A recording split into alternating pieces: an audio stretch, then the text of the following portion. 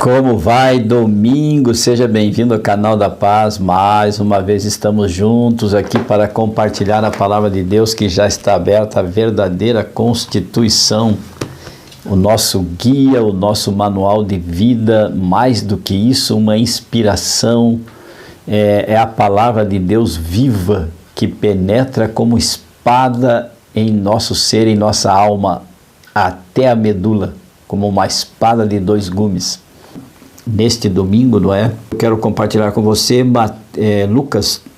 Lucas 23, capítulos 44 em diante, que diz assim: já era quase a hora sexta e, escurecendo-se o sol, houve trevas sobre toda a terra até a hora nona. Foram mais ou menos aproximadamente 3 horas de escuridão.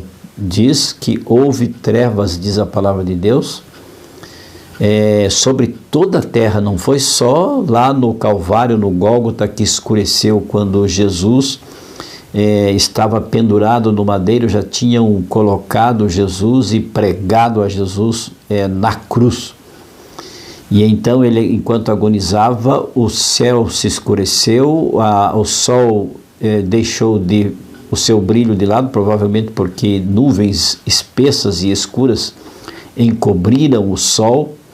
Até a hora nona. A hora sexta era exatamente meio-dia, no pino do dia, no pino do sol, que as trevas tomaram conta do mundo. Não foi ali no Gólgota, mas no mundo inteiro, até a hora nona, ou seja, por 3 horas a fio, 3 horas seguidas, tudo ficou nublado, tudo ficou muito escuro e ouvia-se relâmpagos e trovões. Era o mundo, a natureza se manifestando pela morte do seu Criador. A hora nona era 3 horas da tarde, no nosso horário, portanto, era exatamente o horário do sacrifício. No santuário, o sacerdote, o sumo sacerdote, estava exatamente naquele momento levantando o cutelo para sacrificar o cordeiro, o sacrifício do dia. Porque os sacerdotes, eles não acreditaram no Filho de Deus, tanto que o crucificaram. Portanto, enquanto Jesus estava lá na cruz pendurado, eles estavam vivendo a sua rotina, a rotina do dia, que era o sacrifício do dia. E exatamente às 3 horas, diz então o verso 45, naquele momento, às 3 horas da tarde, que era o horário do sacrifício, porque Jesus é o Cordeiro de Deus que tira o pecado do mundo.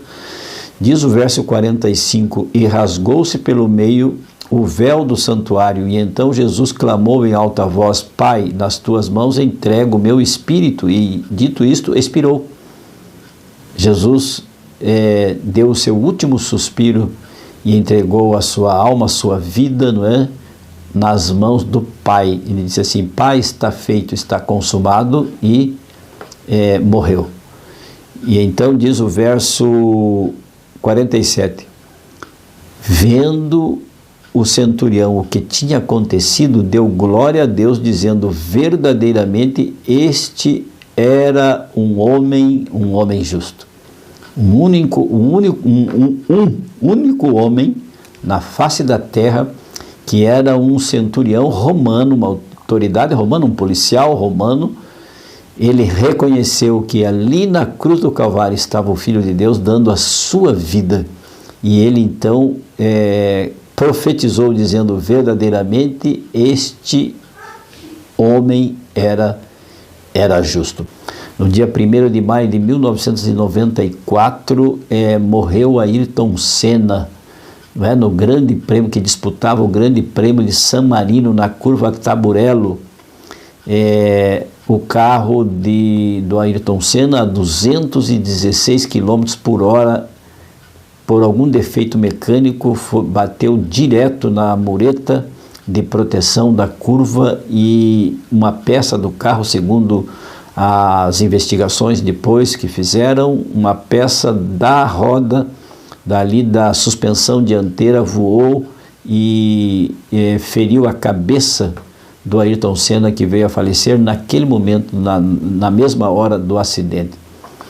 Ayrton Senna morreu como um herói para milhões e milhões de pessoas. Mas os ossos, os restos mortais de Ayrton Senna encontram-se lá ainda no túmulo aonde ele foi depositado, onde ele foi enterrado. Morreu como herói. Cristo não morreu como herói. Cristo foi reconhecido como justo. Cristo morreu como herói para o seu Pai, o herói de todos nós, o herói daqueles que o aceitam e acreditam neste Cristo que morreu em nosso lugar pela fé. Efésios 2:8 diz que nós somos salvos, não somos salvos pelas obras, pelos nossos próprios méritos, nós somos salvos pela fé. Ayrton Senna, a 216 km por hora, assumiu o risco de morte, porque uma pessoa que pega um carro e anda a 216 km por hora, não é? Imprime esta velocidade, ele está assumindo um risco de morrer.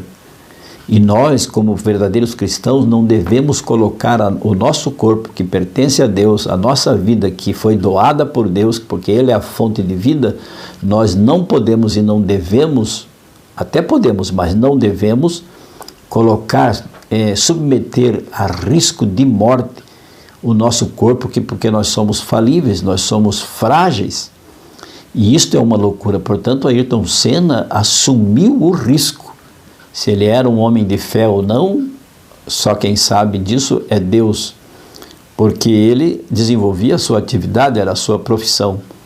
Mas, do ponto de vista da lógica de Deus e da lógica cristã, não é? De salvação, não cabe a nós, e nós estaremos transgredindo as leis universais, as leis da física que Deus estabeleceu para a nossa segurança, e ao fazermos isso, como Ayrton Senna fez, nós estamos indo de encontro às leis universais, às leis da natureza, às leis da física, e isto é um problema muito sério. Só Deus é que vai julgar pessoas que assim fazem. E então, como dizia eu, Ayrton Senna está lá, os seus ossos, os seus restos mortais, não é? Um homem admirado por milhões e milhões de pessoas pela sua coragem, pela sua habilidade. Mas se você for lá na Palestina, lá em Jerusalém, onde depositaram o corpo de Jesus, no túmulo de José de Arimateia, diz assim no verso 24 de Lucas: mas no primeiro dia da semana, alta madrugada, foram elas ao túmulo levando os aromas que haviam preparado. Maria Madalena, as 3 Marias, e encontraram a pedra removida do sepulcro, mas ao entrarem não acharam o corpo do Senhor Jesus. Jesus não está lá no túmulo. Esta é a nossa esperança. Milhares de milhões de pessoas vivem neste mundo e todas já morreram. Líderes, homens grandes dignatários, heróis, não é? Estadistas, homens de guerra, outras celebridades morreram como heróis, mas os seus restos mortais estão lá no túmulo. Mas os seus ossos estão lá, eles não ressuscitaram. E ninguém sabe aonde estão. Mas Jesus, nós sabemos que foi assunto ao céu, ele ressuscitou, a tumba estava vazia, e esta é a nossa garantia de salvação. Jesus selou a nossa reconciliação, a nossa redenção, nos redimiu dos nossos pecados, e agora temos a certeza da salvação. Quem sabe você esteja vivendo momentos difíceis, quem sabe você esteja vivendo sentimentos de desilusão, de decepção deste mundo. Você não sabe se acredita no evolucionismo, se você acredita no espiritismo, se você acredita na reencarnação, ou se você acredita no cristianismo, se você acredita no hinduísmo, no shintoísmo. Você não sabe em quem acreditar. Se acredita nos grandes ensinadores, nos grandes filósofos, nos filósofos que ditam as regras da nossa vida em sociedade, e você está sem rumo. Não sabe para que lado você corre? Jesus disse assim: eu sou o caminho, a verdade e a vida. Ninguém vem ao Pai senão por mim. Ele é a nossa única esperança. Jesus o nosso verdadeiro herói. Feche os seus olhos neste domingo, nesta manhã de domingo ou neste dia, não sei que hora você vai estar ouvindo e vendo esta mensagem. Vamos orar juntos. Incline a sua fronte, feche os seus olhos e oremos. Bom Deus, obrigado porque Jesus não está mais lá na tumba, mais lá no sepulcro onde ele foi depositado, mas sim lá encontramos uma caverna, um buraco, uma tumba vazia. A pedra que fechava o túmulo está removida e Jesus está no céu intercedendo por nós. E ele garantiu-nos, quando foi assunto ao céu, disse aos discípulos, prometeu aos discípulos, extensivamente a nós, de que ele iria para o céu, para que nós não nos preocupássemos, para que não turbasse o nosso coração, mas que ele voltaria para nos buscar, porque ele foi preparar lugar para cada um de nós.